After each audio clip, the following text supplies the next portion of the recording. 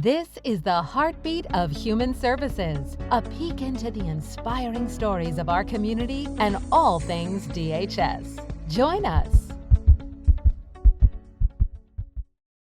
Hi everyone, welcome to the Heartbeat of Human Services. I'm Paola, and today we have an amazing story for you guys. We are talking to Marshall and Claudia, who have been helping at this amazing project at the CVC Center. I don't know much about this story. It's new to me, but I have heard a little bit about your project, Marshall, and what you've been doing the past couple months. Why you decided you wanted to help the Department of Human Services. Funny story is that I used to joke around my mom, and when she used to get me in trouble and stuff, I used to make little threats. So it's always been something in mind. And once we visited the Children's Visitation Center, it was a real eye opener. Just that it's an actual thing, and it's something that's not really shown. It's kind of hidden. So that was just my interest, and choosing a project, I wanted it to be something big. How it started was we have this scout mom who we never knew until we started talking about the project, and she just introduced us to Claudia and just a lot of people. We tried doing it at the Jameson Center, but they didn't really need that much help. And once we went to the Children's Visitation Center, we seen all the open green field that needed something there. What I planned out was build a 30 by 30 half court basketball court, and that's gonna be on the far side of the field. And when you walk into the back, we're gonna be doing a soccer pitch where we're gonna bring an adjustable portable soccer pitch and provide all the balls. And they have this little playhouse in the back. We're gonna be restoring that, repainting a lot of the grounds games like hopscotch. Yeah. So you went into the project with an open mind. And I mean, for our listeners, Marshall has started this whole project with our Children's Visitation Center where our parents visit their children. And we have this whole grass field that's just open, not a lot of play structures on there. And so that is what Marshall's talking about. Is his project has focused on bringing more games, I guess, into that little field.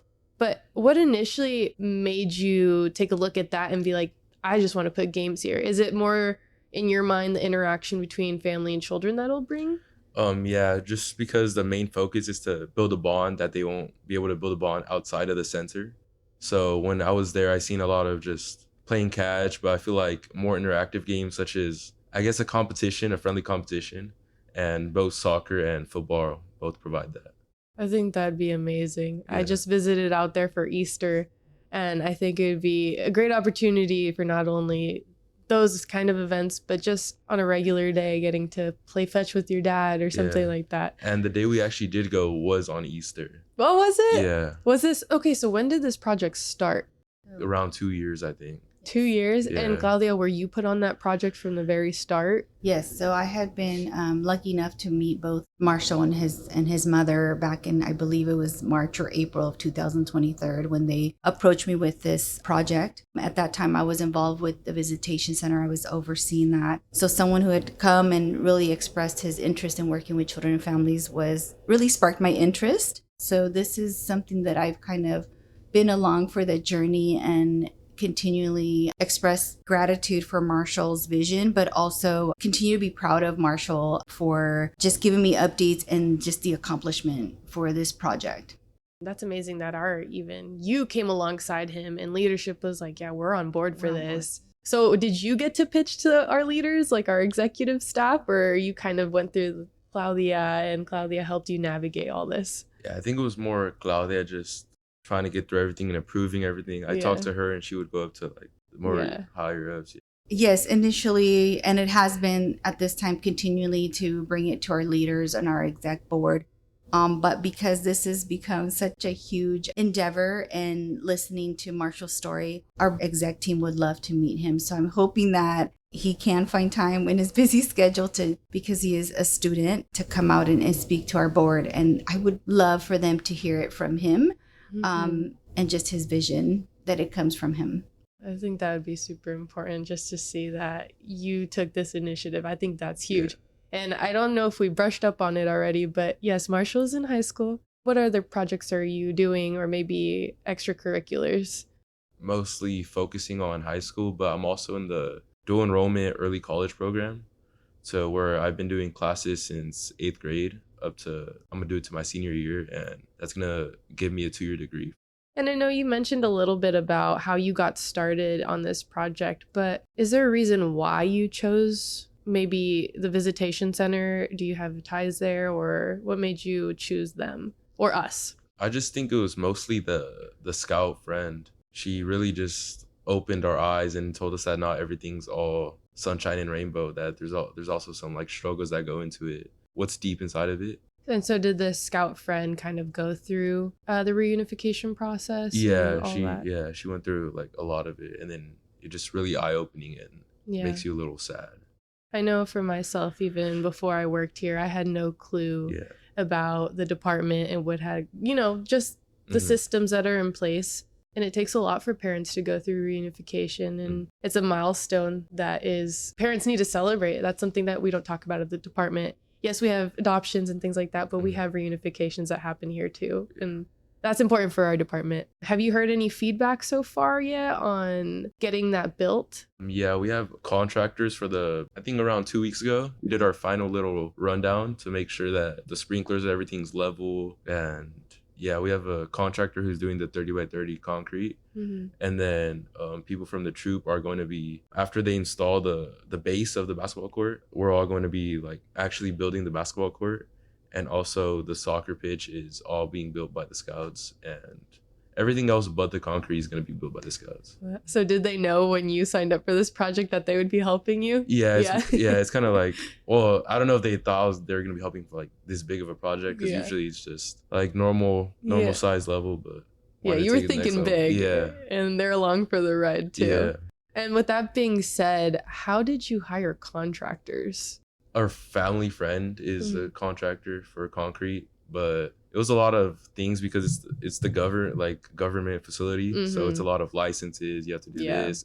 And so, Claudia, were you helping along this journey too, of all the paperwork that needed to be done? I did. His vision for our center is definitely a huge one, but no project too big, too small. I really just listened to what he wanted to see, and I took it to the exec team and said, this is his goal. There are a lot of things that go along with making this happen. Initially, and Marshall shared with me that he had to submit his project to his scout leader to make sure that this would be approved. And I don't know if he received an okay right at the beginning, because it is a huge project and it includes donations, and donation not only of money but of time, because this is his work and effort. So along that ride, then I'm also talking to our leaders and our directors to make sure that this is a possibility, and if there's anything that we needed to make sure that we needed to finalize, licensing, insurance, obviously does go along with it, not only for the space but also for the work that goes into it,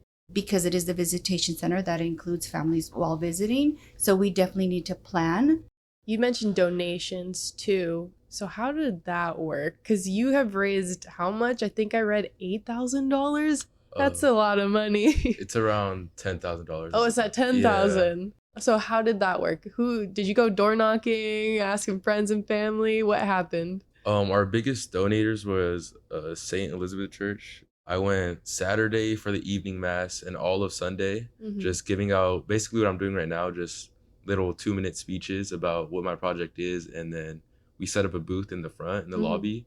And that was one of our biggest donators, I think around $3,000 off of that. Oh, wow. And then it's a lot of just reaching out. And initially I was a little unmotivated because I started a GoFundMe and I put the goal at 10,000, but it was only getting around like 1,000. So I kind of plateaued for a bit. But once I went to the church and spoke, I got really motivated, and a lot of people asked me for my phone number to try donating time or materials.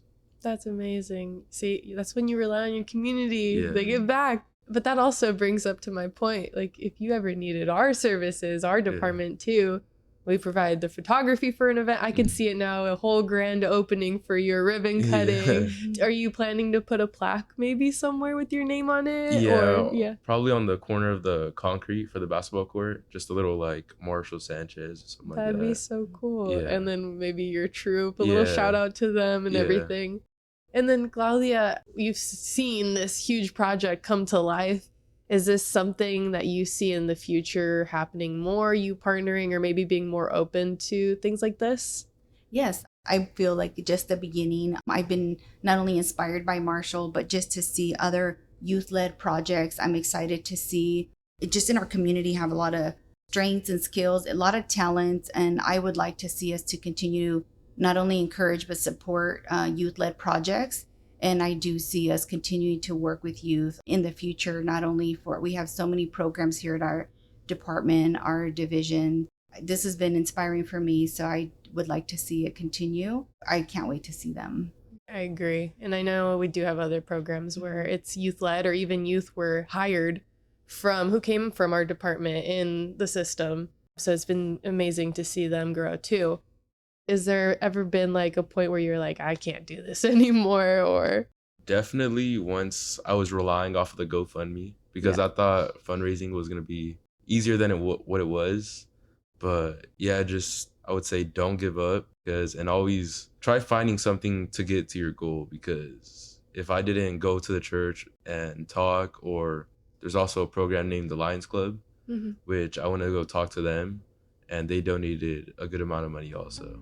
Yeah, just strive to the goal and get there by any means. I think that's a great message, and you sure did that, because $10,000 is no small feat. We'll be able to see that out there, and I hope that our employees or maybe anyone who's around would like to check it out. But again, thank you guys for being here, and I appreciate you coming to tell your story. Thank you for having us. Thank you.